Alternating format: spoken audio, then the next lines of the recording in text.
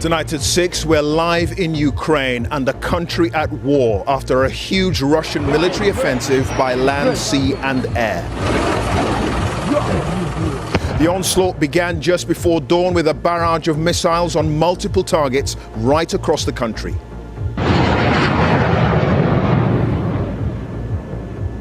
Then, with Russian attack helicopters and fighter jets homing in on the Ukrainian army, Vladimir Putin had this warning for anyone trying to stand in his way.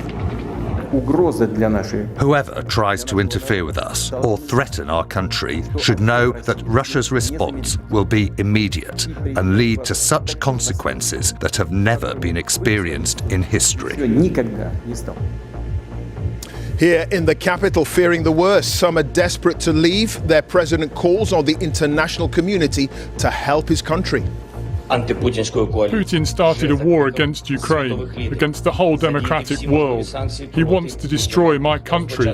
He wants to destroy our country, everything we have built, everything we live for. As the invasion progressed, reports of casualties on both sides. Now NATO is on high alert. So we have increased our presence in the eastern part of the alliance with thousands of more troops, ships and planes over the last weeks to send a very clear message that an attack on one ally will trigger the response from the whole alliance. This act of wanton and reckless aggression is an attack not just on Ukraine. It's an attack on democracy and freedom in Eastern Europe and around the world. And the wider effect of the conflict, soaring energy prices and a major hit to the global economy.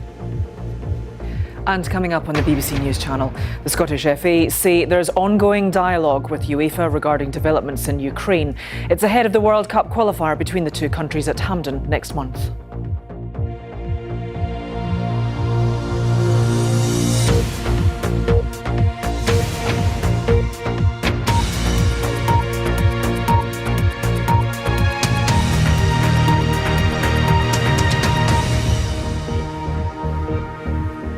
Good evening and welcome to the BBC News at 6 from the Ukrainian capital Kiev, a country under attack after a huge Russian military offensive by land, sea and air. Fighting is raging in several areas, hours after Moscow's invasion, and many Ukrainians are seeking shelter or trying to leave the major cities.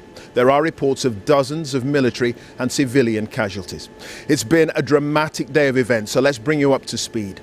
In a televised address at around 6 a.m. Moscow time, President Putin announced a special military operation in the eastern Donbas region aimed at what he called the demilitarization and denazification of Ukraine. It came as missile strikes were reported on a number of Ukrainian military targets in the early hours. Explosions could be heard in several cities in the east of the country, as well as here in Kiev.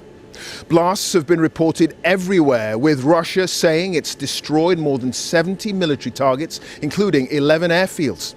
And following the airstrikes came the land invasion, with Russian tanks and troops advancing. They breached the border in three main directions, from the east, the south and the north, including from Belarus, Russia's longtime ally.